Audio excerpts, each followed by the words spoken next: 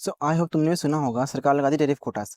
सरकार लगाती tariff quotas जो गुड्स बाहर से आते हैं उनके ऊपर, ताकि लोकल प्रोड्यूसर को, लोकल जो भी सामान बेच रहे हैं उनको बचाया जा सके, है ना। आई होप तुमको रीज़न भी पता होगा, तुमको रीज़न पता होगा कि ऐसा क्यों करा जाता है ना। मेन रीज़न क्या होता है ना। तो मैं I am going tell you in this video what is the actual main reason of applying of imposing tariff quotas on the goods coming from outside the country, है ना।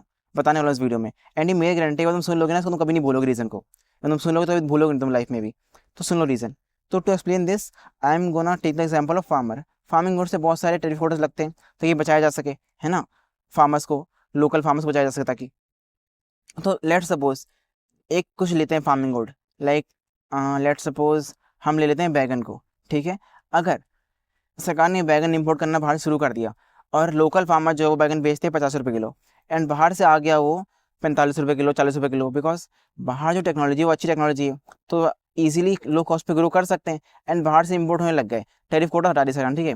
सरकार ने टैरिफ कोटा हटा दिया, टैरिफ कोटा हटा दिया सरकार ने। तो अब जो हमारे जो इंडियन कंज्यूमर्स है वो तो सस्ता वाला ही बाई करेंगे ना, सस्ता वाला ही बाई करेंगे। तो ऐसे करने से क्या होगा, इवेंचुअली फार्मर्स ग्रो करना बंद कर देंगे बैगन को, बिकॉज सोचेंगे बैगन को प्रॉफिट ही नहीं हो रहा, हमारा बैगन बिकता ही नहीं है, बैगन तो बाहर से आ गया, अब हमारा बैगन तो बिकता ही नहीं है, तो वो ग्रो करना बंद कर देंगे। ठीक है, सुनना ध्यान से, वो ग्रो करना बंद कर देंगे।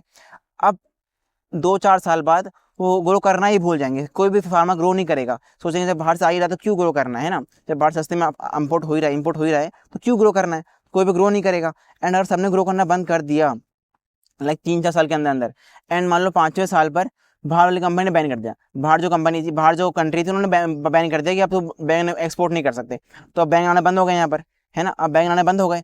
अब क्योंकि हमारे फार्मर भी भूल चुके थे सब कुछ करना, हमारे फार्मर सब कुछ भूल चुके थे कैसे उगाते बैगन को, तो कंट्री को ना एक शौक झेलना पड़ेगा, एक अच्छा खासा शौक झेलना पड़ेगा।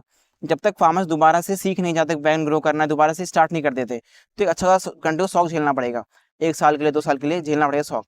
तो इसी शौक से बचने के लिए सरकार इम्पोज करती है कि हमारे फार्मर्स भी बने रहें, हर एक गुड में हम भी बने रहें।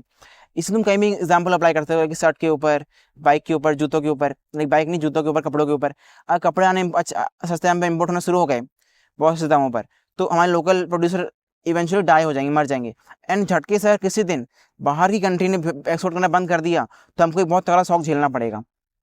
ये भी एक मेन, यही मेन रीज़न होता है, सरकार बचाती है लोकल प्रोड्यूसर को ताकि वो ख़त्म ना हो जाएं, एंड हमें किसी और कंपनी में कम्प्लीटली डिपेंडेंट ना होना पड़े, एंड हमें किसी और कंट्री के ऊपर कम्प्लीटली डिपेंडेंट ना होना पड़े किसी भी चीज़ के लिए, हम भी उसके लिए कैपेबल रहें ऑलवेज।